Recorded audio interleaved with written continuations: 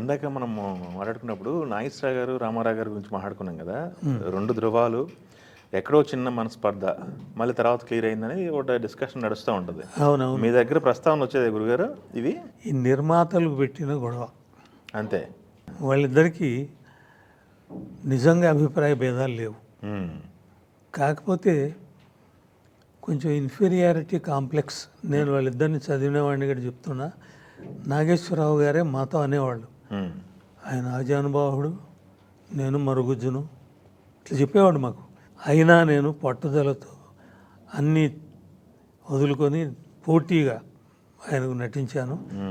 వారికి ఎంత పేరుందో నాకు అంత పేరుంది నేను చెప్పేవాడు మాకు. అవును. అందువల్ల ఈ నిర్మాతలు ఉంటారు కదా వీళ్ళు, అవును, వాళ్ళ ప్రయోజనం కోసం పెట్టినవే అని రామారావు గారు సభల్లో వాటిల్లో మా సోదరులు నాగేశ్వరరావు గారు ఆయన ఎప్పుడు బయటపడలేదు. నాగేశ్వరరావు గారే బయటపడ్డారు. ఇది నాకున్న లోపాలు ఇవి, అందువల్ల నేను ఇలా చెప్తే కానీ నేను కూడా సమవుజ్జిని అనిపించుకోలేను అన్న దాంట్లో ఆయన వ్యక్తిత్వాన్ని గురించి పెంచుకునే ఏర్పాట్లు చేసేవాడు మాకు. Okay okay. అట్లా వాళ్ళిద్దరి గొడవలు అంటే ఇంక అంతకుమించి ఏమన్నా ఉండొచ్చు కొంత. ఎందుకంటే ఇద్దరు హీరోలు కాబట్టి ఎవరికైనా స్పర్ధ వస్తుంది. స్పర్ధ వల్ల వర్ధిల్లే వాళ్ళు ఉన్నారు. ఆయన ఇది చేస్తున్నాడు, నేను ఇది చేయాలి అని. అలా వీళ్ళిద్దరూ రాణించారు. లేకపోతే చిత్రపరిశ్రమ 2 కళ్ళని ఎందుకు మాట్లాడుకుంటారు అందరూ? ఇద్దరు కూడా వాళ్ళు స్పోర్టివ్గా తీసుకొని, రామారావు గారు పెద్ద కేర్ చేసేవాడు కాదు, నాగేశ్వరరావు గారు బాగా ప్రిపేర్ అయ్యేవాడు. రామారావు గారు ఆశువుగా, ఆయన నటనంతా ఆశువుగా చేసిందే.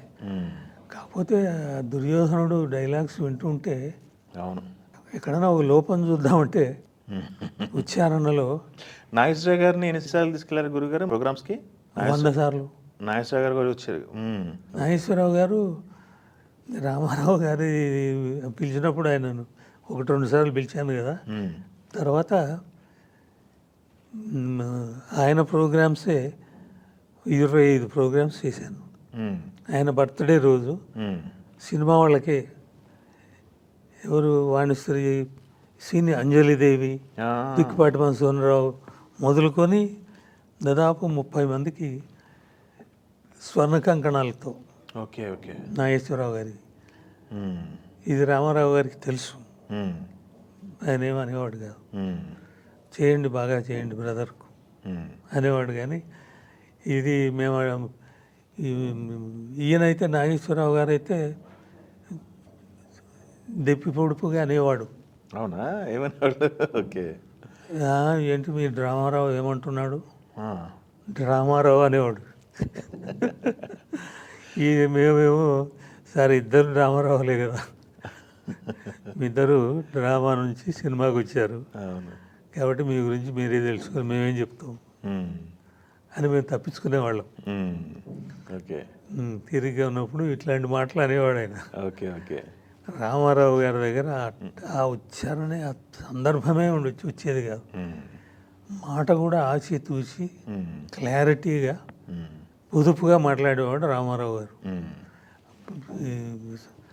సినిమాలో ఒక పేజీ డైలాగ్స్ రాసిన వాడు నేనే.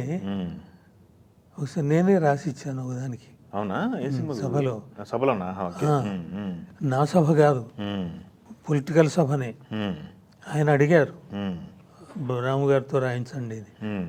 ఇక ఈయన మాట్లాడుతున్నా అంటే నేను అన్నీ ఎదుక్కొని ఒక పేజీ రాశానండి. తడుముకోకుండా యాజ్ ఇట్ ఈస్గా చెప్పాడు. ఇలా చూసి మైండ్లో వేసుకున్నాడు. పేపర్ పక్కన ఇచ్చారు. ఈ మావిడ వ్యాఖ్యాత కాబట్టి నేను వెళ్ళేవాడిని, ఈయనేమన్నా అనుకుంటాడని వెళ్ళి కూర్చునేవాడిని.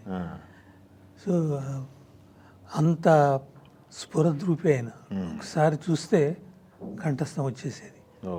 చాలా రేర్ క్వాలిటీ అది.